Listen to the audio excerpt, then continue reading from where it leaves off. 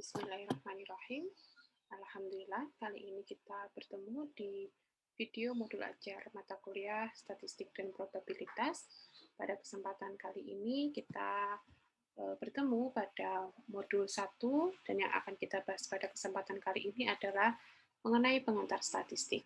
Jadi pada video kali ini kita akan berkenalan, membahas statistik secara umum dan apa saja hal-hal yang berkaitan dengan statistika atau ilmu statistik. Baik, kita mulai dengan definisi. Supaya tidak rancu, ya kita sering mendengar ada statistik, tapi kita juga kadang mendengar statistika. Nah, apa sih bedanya? Kalau statistik itu adalah kumpulan angka-angka, jadi misalnya statistik kelahiran, statistik mahasiswa. Kalau statistik mahasiswa, maka nanti berkaitan dengan jumlah mahasiswa dalam suatu perguruan tinggi, jumlah mahasiswa per prodi, bagaimana latar belakang mahasiswa, bagaimana nilai IPK-nya, dan lain sebagainya, dan lain sebagainya. Nah, itu adalah statistik mahasiswa. Jadi, statistik itu adalah datanya atau kumpulan dari angka-angka. Nah, kalau statistika itu adalah ilmu pengetahuan. Jadi, ilmu yang mempelajari bagaimana kita mengolah data, itu disebut sebagai statistika. Ilmu pengetahuan yang berhubungan dengan cara-cara pengumpulan, penyajian, peringkasan, pengolahan, dan analisa data yang kemudian diinterpretasikan sehingga dapat diambil suatu keputusan atau kesimpulan tertentu. Nah, ini kalau di dalam bahasa Indonesia. Tapi kalau di dalam bahasa Inggris, dua-duanya sama disebut sebagai statistics. Nah, baik. Nah, statistics. Nah, di dalam statistik atau statistika, ilmu statistika itu statistik dibagi menjadi dua kelompok besar. Yang pertama adalah deskriptif statistik, atau kalau kita dalam bahasa Indonesia adalah statistika deskriptif, dan yang kedua adalah statistical inference. Nah, bedanya seperti apa? Kita lihat pada slide berikut. Nah, yang pertama adalah deskriptif statistik. Deskriptif statistik adalah metode statistik yang digunakan untuk mengumpulkan, meringkas, menyajikan, dan mendeskripsikan data sehingga dapat diambil sebuah kesimpulan. Jadi data yang disajikan dalam statistika deskriptif biasanya berbentuk pemusatan data, ukuran penyebaran, dan penyajian data.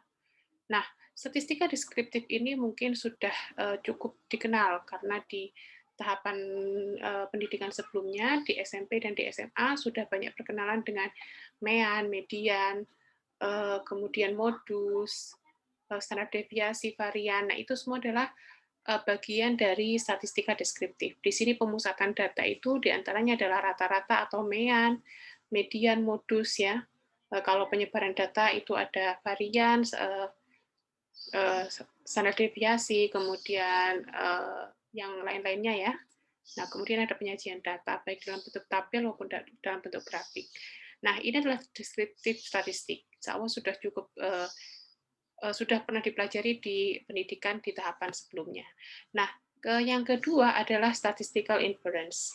Nah, metode statistical inference adalah metode statistika yang berhubungan dengan analisa data pada sampel. Nah, bedanya di sini adalah pada sampel, beda yang paling pokok ya. Dan hasilnya dipakai untuk generalisasi pada populasi. Penggunaan statistika inferensial didasarkan atas peluang atau probability, dan sampel yang dianalisa diperoleh secara acak random dengan ruang lingkupnya. Di dalam statistical inference itu ruang lingkupnya ada dua, yaitu yang pertama uji hipotesa, dan yang kedua adalah penaksiran atau confidence interval. Jadi yang paling pokok ya, yang paling kelihatan perbedaan antara statistika deskriptif dan statistical inference itu kalau statistical inference itu adalah kita mengambil sampel, jadi bekerja dengan sampel dari sebuah populasi yang kemudian dari sampel itu kita lakukan proses dan hasilnya kita generalisasi dianggap mewakili keseluruhan populasi yang ada. Nah, kalau di sini memang cukup kental perhitungannya dibanding pada deskriptif statistik. Nah, nanti akan kita pelajari satu persatu secara garis besarnya. Baik, kita lanjutkan. Nah, bentuk deskriptif statistik, seperti yang kita sudah bahas tadi, ada ukuran pemusatan data ya, di antaranya ada mean, median, modus, ukuran penyebaran data, ini di antaranya standar deviasi dan variasi yang paling sering digunakan, tentunya ada yang lain juga, dan kemudian penyajian data, di antaranya ada dengan tabel dan dengan grafik. Nah, kalau kemudian kita kenalan dulu ya, dengan statistical inference secara umum, ada dua macam ya. Yang pertama adalah confidence interval atau penaksiran, menggunakan confidence level atau tingkat kepercayaan untuk menghasilkan perkiraan atau penaksiran yang baik untuk satu atau dua populasi. Sangat memperhatikan jumlah sampel yang digunakan. Contohnya adalah pada quick count pada Pilpres Indonesia. Kita tahu kita punya sebuah agenda per 5 tahun ya, negara kita punya agenda yang besar. Nah, di situ kita lihat salah satu sebuah contoh statistical inference, yaitu pada quick count Pilpres. Jadi apa yang dilakukan oleh KPU itu adalah contoh dari statistik deskriptif, karena KPU bekerja dengan seluruh populasi yang ada, datanya diambil dari masing-masing TPS, kemudian digabungkan dengan satu kelurahan naik lagi digabungkan dengan data satu kecamatan naik lagi dengan satu kota, seterusnya sampai ke KPU pusat yang mencakup seluruh data dari seluruh TPS di seluruh Indonesia, yang kemudian dilakukan perhitungan ya. Dilakukan perhitungan dengan menggunakan ukuran pemusatan data dan mungkin perhitungan-perhitungan yang lain. Nah, apa yang dilakukan KPU itu adalah contoh statistik deskriptif.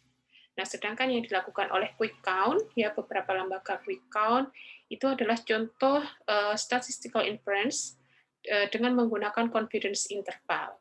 Jadi, lembaga-lembaga survei atau lembaga quick count ya, itu menggunakan tidak mengambil data dari seluruh TPS yang ada, tapi hanya mengambil sampel dari TPS-TPS, beberapa TPS yang tersebar di seluruh Indonesia, yang kemudian dari TPS-TPS itu diambil datanya, dilakukan perhitungan, dan kemudian digeneralisasi mewakili dari keseluruhan data yang ada.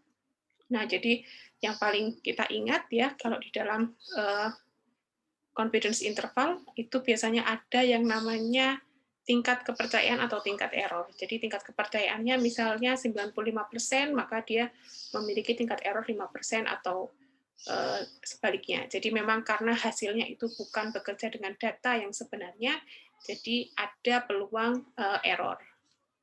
Nah, kemudian yang kedua dari statistical inference adalah hypothesis test, digunakan untuk menguji suatu klaim terhadap satu atau dua populasi atau perbedaan di antara keduanya. Digunakan untuk memvalidasi suatu klaim terhadap sebuah populasi atau sebaliknya. Jadi contohnya di sini, sebuah perusahaan ekspedisi mengklaim rata-rata pengiriman paket mereka sampai dalam 2 hari. Maka hipotesis tes dapat digunakan untuk menguji klaim tersebut. Apakah hipotesa tersebut diterima ataukah ditolak. Dari kita mengolah data dari sampel yang diambil.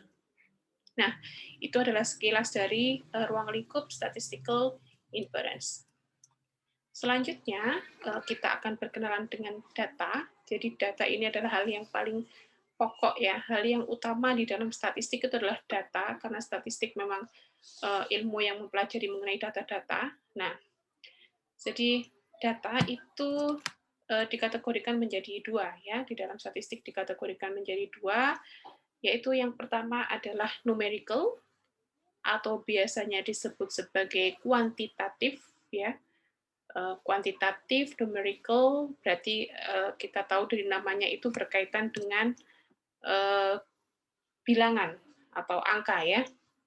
Nah, kemudian yang kedua adalah categorical. Categorical atau biasanya juga disebut sebagai kualitatif, mohon maaf, bukan kuantitatif tapi kualitatif. Jadi datanya itu bukan pengkategoriannya bukan berupa angka ya, tapi sebuah kategori atau yaitu di suatu kualitatif ya. Jadi kategori-kategori. Nah, untuk lebih jelasnya kita pelajari lebih lanjut mengenai data numerical dan data categorical. Yang pertama adalah categorical data. Data bersifat kategorikal, di mana individu ditempatkan ke dalam kelompok seperti, contohnya adalah jenis kelamin, tingkat pendidikan, atau afiliasi politik. Mereka biasanya dirangkum menggunakan jumlah individu dalam setiap kelompok yang kemudian disebut sebagai frekuensi atau persentasi individu dalam setiap kelompok yang disebut dengan frekuensi relatif. Nah, jadi kadang disebut sebagai data kualitatif. Nah, jadi pengkelompokannya itu pada kategori-kategori. Ya, jadi contohnya misalnya datanya dikategorikan ini berdasarkan jenis kelamin, tingkat pendidikan atau afiliasi politik. Contohnya ada di gambar di sebelah kanan. Ini adalah contoh categorical data. Do you believe that you get more work done when working remotely? Nah, dikategorikan menjadi dua kategori. Yang pertama adalah no, di sini ada 9%. Yang kedua adalah yes, 91%. Nah, 9% dan 91 ini disebut sebagai frekuensi relatif. Jadi kita menyajikannya bukan dari jumlah data yang sebenarnya, tapi dalam bentuk prosentase terhadap total data. Nah, ini disebut sebagai frekuensi relatif. Nah, di dalam categorical data itu dibagi lagi menjadi dua. Yang pertama ada nominal, dan yang kedua adalah ordinal. Nominal di sini berarti data itu punya tingkat yang sama. Jadi masing-masing data itu punya derajat yang sama. Contohnya jenis kelamin atau warna mata. Warna mata ada hitam, hitam, biru, coklat, abu-abu. Nah, itu semua tidak berjenjang. Jadi semuanya memiliki derajat yang sama. Sedangkan ordinal itu data yang memiliki tingkatan yang berbeda dengan lainnya. Contohnya misalnya categorical data dengan ini tingkat pendidikan. Jadi ada berjenjang, ada SD, SMP, SMA, perguruan tinggi. Nah, itu di sini adalah di sini tingkat pendidikan ya. Contohnya ini adalah contoh categorical data dalam kelompok ordinal. Kemudian ada mean opinion score. Nah, ini sering kita lihat di dalam survei. Biasanya kita disuruh mengisi ya, apakah strongly disagree, netral, agree, sampai strongly agree. Nah, itu juga contoh categorical data dalam kelompok ordinal. Jadi ada tingkatannya. Nah, ini contoh lagi. Nah, ini contoh categorical data. Ini saya ambil dari website BPS ya, bps.go.id. Tingkat pengangguran terbuka berdasarkan tingkat pendidikan dalam persen di bulan Agustus 2019. Nah, jadi di sini ada categorical data ya berupa ordinal, jadi bertingkat, yaitu tingkat pendidikan, dan disajikan datanya dalam bentuk persentase. Nah, selanjutnya kita lihat mengenai apa itu numerical data. Nah, data numerik itu mewakili pengukuran atau hitungan, di mana angka sebenarnya memiliki makna. Jadi kalau tadi itu categorical itu kan lebih ke kategori ya, yes, no, atau tingkat pendidikan. Jadi pada kategorinya tidak ada angka di situ. Nah, kalau numerik itu dikategorikan di mana di masing-masing kategorinya itu berupa data numerik. Jadi dari sini nanti pada data yang seperti ini itu bisa dilakukan pengolahan lebih jauh jika dibandingkan dengan categorical data. Nah, jadi contohnya di sini ada tinggi badan, berat badan, itu contoh numerical data. Jadi contohnya di sini di grafik di sebelah kanan itu di sini ages of women visiting the library. Jadi usia wanita yang mengunjungi perpustakaan kita lihat di sini. Jadi dikelompokkan dengan usia ya, dari rentang 20-30, 30-40, 40-50, dan seterusnya di sini. Nah, kita lihat dan di sini ada frekuensi. Jadi ini adalah contoh numerical data. Jadi di mana datanya itu berupa angka atau numerik ya. Nah, kemudian numerical data itu dibagi menjadi dua macam. Yang pertama adalah discrete data, di mana item data terhitung, ya, jadi bisa 1, 2, 3, 4, atau yang lainnya. Kemudian continuous data. Kalau continuous data, item data tidak terhitung, sehingga dideskripsikan dalam bentuk interval. Contohnya bagaimana? Contohnya misalnya jumlah bensin yang diisi di mobil di suatu pom dalam sehari. Kita tahu pengisian bensin di dalam kendaraan bermotor ya itu sangat bervariasi. Jadi kalau kita ingin mendata dalam sehari itu pengisian bensin untuk kendaraan bermotor di suatu pom bensin itu hampir tidak mungkin kita definisikan satu persatu. Karena biasanya mengisi saja itu ada beberapa angka di belakang koma. Karena biasanya kita mengisi 100.000, 200.000, dan itu dapatnya bisa sangat beragam ya. Jadi berapa liter, sekian, sekian, sekian liter. Nah, jadi sangat sulit kalau kita mengkategorikan datanya untuk masing-masing. Jadi bisa jadi kita bisa sebutkan item datanya itu sulit untuk kita dapat atau hitung secara pastinya. Nah, itu adalah contoh continuous data. Jadi biasanya disajikan dalam bentuk interval. Nah, ini berikut adalah contoh ya, contoh perbedaan antara continuous dan discrete data. Nah, di situ kita mulai dari yang di sebelah kanan. Jadi di sini number of children per couple itu mudah kita kategorikan ya 2, 3, 4, 5. Karena tidak mungkin ada orang punya anak 2,11 atau 2,5 atau 2,6. Adanya 2, 3, 4, 5. Nah, ini contoh data dengan item discrete ya. Jadi itemnya sangat terbatas dan mudah dikategorikan. Nah, di sini adalah contoh continue. Datanya adalah tinggi dalam sentimeter. Nah, karena orang tingginya bisa sangat berbeda-beda, misalnya bisa 160,2, 160,8, atau 160,85, dan seterusnya. Sehingga karena rentang rentang datanya itu sangat beragam, sehingga kemudian disajikan dalam bentuk interval. Jadi 160 sampai 162 berapa? Kemudian interval yang kedua 162 hingga 164. Nah, ini adalah contoh data kontinu. Karena jumlah datanya itu sangat banyak, sehingga sulit untuk kita sajikan satu persatu, sehingga kita sajikan dalam bentuk interval. Nah, baik. Kita lanjutkan. Nah, selanjutnya adalah masih mengenai data, yaitu mengenai collect data atau pengumpulan data. Jadi data itu dapat kita kumpulkan dengan tiga kegiatan, di antaranya survei, kemudian adalah eksperimen, kemudian ada observasi.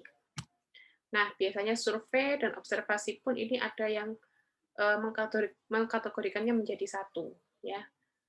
Karena baik survei maupun observasi ini user tidak mengalami tindakan apapun, berbeda dengan eksperimen. Kalau di dalam eksperimen, user, mohon maaf, bukan user ya, tapi responden atau persona. Kalau pada survei dan observasi itu responden atau persona itu tidak mendapat tindakan apapun, tapi kalau pada eksperimen itu responden atau persona mendapatkan sebuah tindakan. Nah, baik.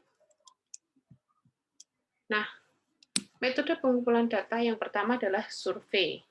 Jadi di sini responden atau persona atau objek yang menjadi penelitian itu tidak menerima efek apapun. Disebut juga sebagai observational study. Nah, metode ini cepat dalam mengumpulkan data ya karena tidak ada tindakan yang dilakukan, terutama pada hal yang berkaitan dengan publik atau masyarakat luas. Umumnya survei itu dilakukan dalam bentuk kuesioner, polling, dan lain-lain. Nah, tapi kesannya memang ini mudah ya, karena tidak ada tindakan yang kita lakukan ke objek penelitian, tapi tentunya juga diperlukan persiapan yang baik dan matang sebelum pelaksanaan survei. Jika tidak dilakukan dengan baik, maka sangat rentan memberikan hasil yang palsu atau bias. Jadi misalnya kita menginginkan suatu penelitian ya, tapi ternyata dalam perjalanannya kita kurang baik dalam menyusun kalimat-kalimat survei yang akan ditanyakan kepada responden, maka tentunya itu pun akan memberikan hasil yang bias atau kurang baik terhadap penelitian kita. Atau barangkali sampel yang dipilih pun harus mewakili populasi dari yang tujuan penelitian. Nah, beberapa survei dapat memberikan hasil yang salah, tidak lengkap, atau tidak berimbang dalam informasi ketika tidak melakukan proses dengan baik. Nah, yang selanjutnya adalah collect data dengan eksperimen. Metode pengumpulan data di mana dilakukan satu atau dua tindakan terhadap responden dengan suatu cara sehingga dapat dilakukan perbandingan atau pengukuran.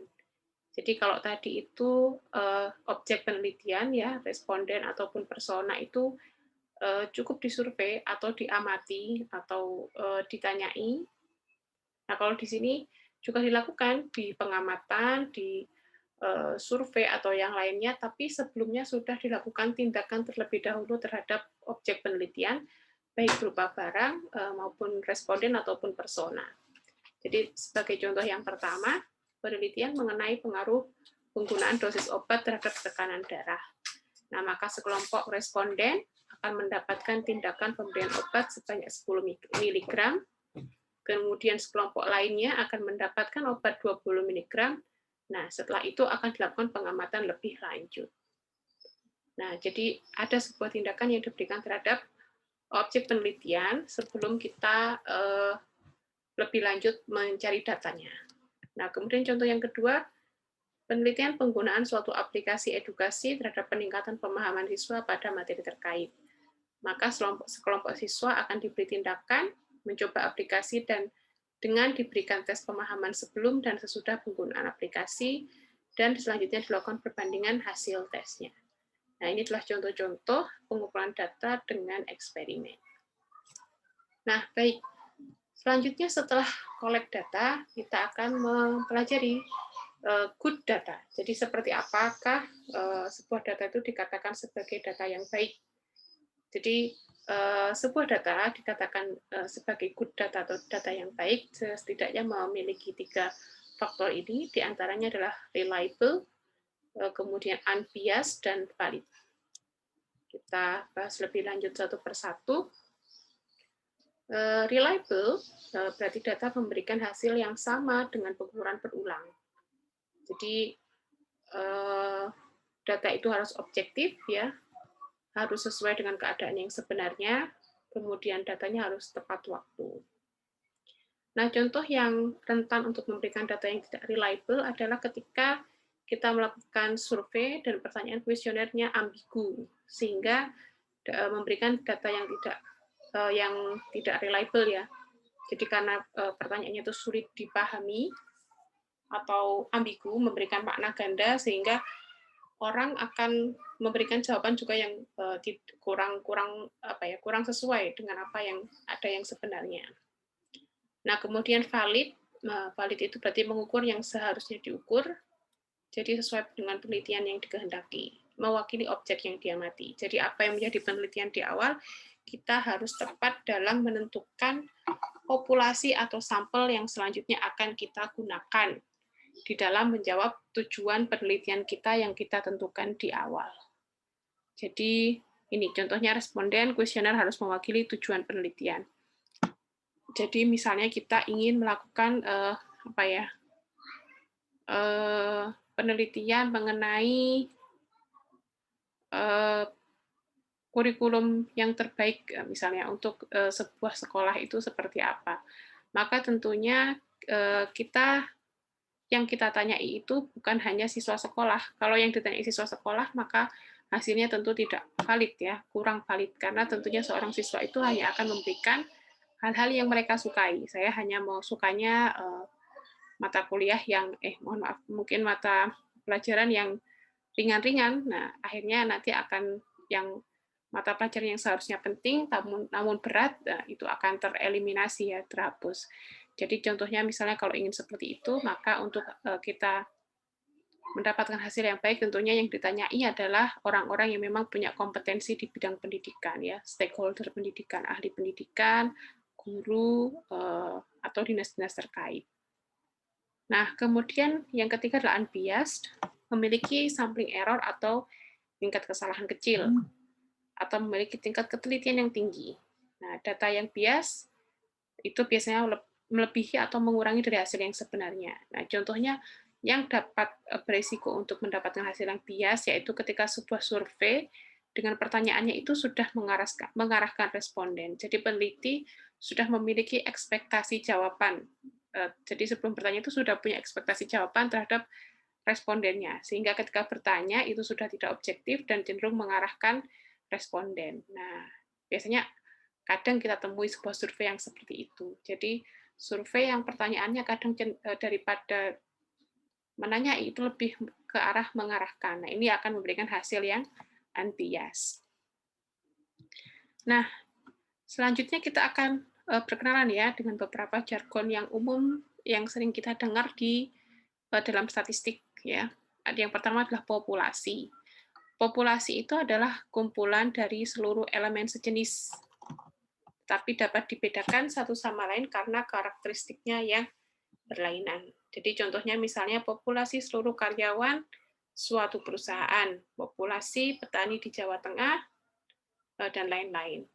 Nah, untuk menunjukkan banyaknya elemen dari suatu populasi dinotasikan sebagai N besar. Jadi biasanya N besar sama dengan 100, berarti data yang ada di dalam populasi tersebut ada sebanyak 100.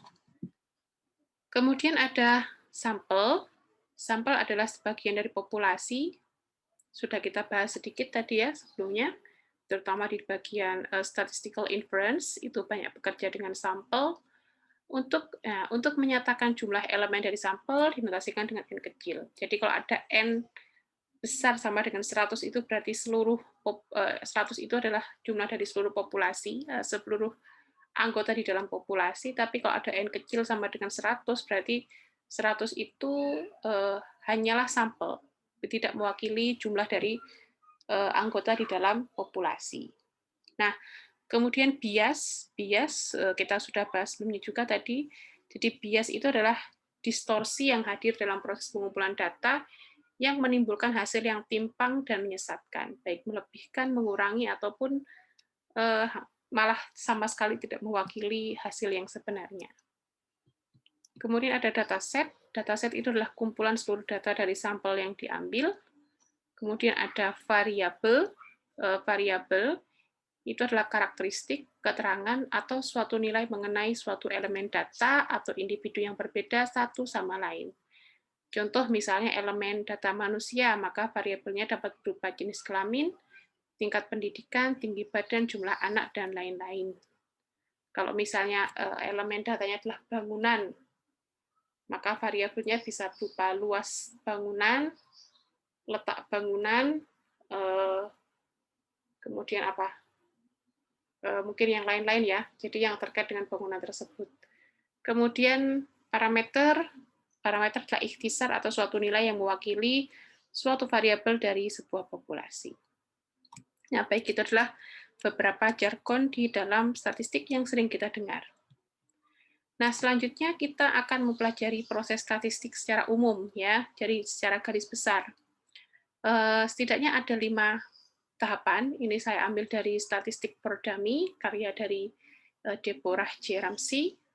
Yang pertama, start with a question. Yang kedua adalah determine the population to be studied. Yang ketiga adalah collect data. Yang keempat, organize, summarize, and analyze. Yang kelima adalah chart, graph, draw conclusion, and answer the question. Nah, kita pelajari lebih detail lagi dari kelima langkah ini. Nah, start with the question. Yang pertama, jadi ketika sebelum kita memulai langkah-langkah yang lainnya, yang paling pertama adalah kita harus menetapkan tujuan utama penelitian. Apa yang menjadi tujuan kita? Itu kita tetapkan dulu. Karena ini akan menentukan proses selanjutnya. Nanti akan menentukan populasi yang kita ambil, kemudian teknik statistika yang kita gunakan apa saja. Nah, itu perlu ditentukan di awal, sehingga tujuan penelitian harus ditetapkan secara fokus dan tidak ambigu. Nah, ini adalah beberapa contoh ya dari bagaimana kita menetapkan sebuah pertanyaan di awal yang selanjutnya akan menjadi tujuan pokok dari atau arah dari penelitian kita menggunakan statistik. Nah, kemudian setting up the studies, ya. Jadi setelah jelas tujuannya apa, pertanyaan di awal sudah kita tentukan, maka selanjutnya kita bisa menentukan untuk menjawab pertanyaan itu, untuk menjawab pertanyaan yang sudah atau tujuan yang sudah ditetapkan di awal, populasinya apa saja, populasi yang menjadi objek utama penelitian apa saja. Nah, jadi populasi didefinisikan secara jelas dan mewakili tujuan utama penelitian. Nah, jadi siapa yang akan dipelajari? Ya, misalnya sekelompok orang, sejumlah bangunan, hewan, kota, atau yang lainnya. Nah, tentukan jumlah sampel yang digunakan, tentukan parameter dan variabel yang akan diukur. Jadi misalnya kita elemen datanya adalah siswa. Nah, nanti apa saja variabel yang diukur? Apakah tinggi badan siswa, berat badan siswa, atau nilai mata pelajaran siswa, ataukah hal-hal yang berkaitan dengan kesukaan siswa, dan lain sebagainya. Nah, kemudian tentukan metode pengumpulan data yang dilakukan. Sudah jelas siapa populasinya, sudah jelas parameter dan variabel yang akan diukur. Nah, kemudian untuk mendapatkan parameter dan variabel dari populasi tersebut, kita menggunakan metode yang mana? Apakah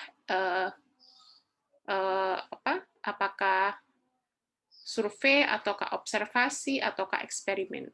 Nah, itu ditentukan.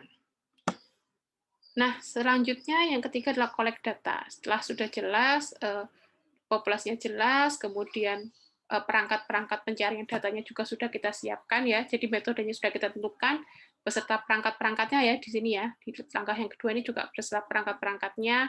Kalau mau survei maka formnya bagaimana, seperti apa, apakah nanti langsung ditanyakan langsung ataukah melalui survei online ataukah melalui data yang ditanyakan lewat telepon atau seperti apa, sudah jelas, semuanya kita definisikan di awal, perangkatnya sudah disiapkan, maka selanjutnya di langkah yang ketiga kita akan melakukan pengumpulan data. Nah, di dalam pengumpulan data, perhatikan setiap proses untuk menghindari bias, distorsi data pada 3 tahapan utama, yang 1, 2, 3 ini, dibutuhkan expert sesuai bidang penelitian terkait untuk mendapatkan data yang baik. Jadi kalau kita ingin mencari data berkenaan dengan bidang kesehatan, tentunya kita harus melibatkan orang-orang yang paham mengenai bidang kesehatan tersebut. Kita ingin melakukan bidang pendidikan, maka juga harus melibatkan orang-orang yang memang memahami dengan tujuan penelitian yang kita tetapkan di awal. Karena dengan adanya expert akan membantu kita di dalam menentukan populasi dan menyusun perangkat-perangkat penelitian. Nah, kemudian selanjutnya data sudah didapatkan, kita lanjut ke yang keempat, yaitu di sini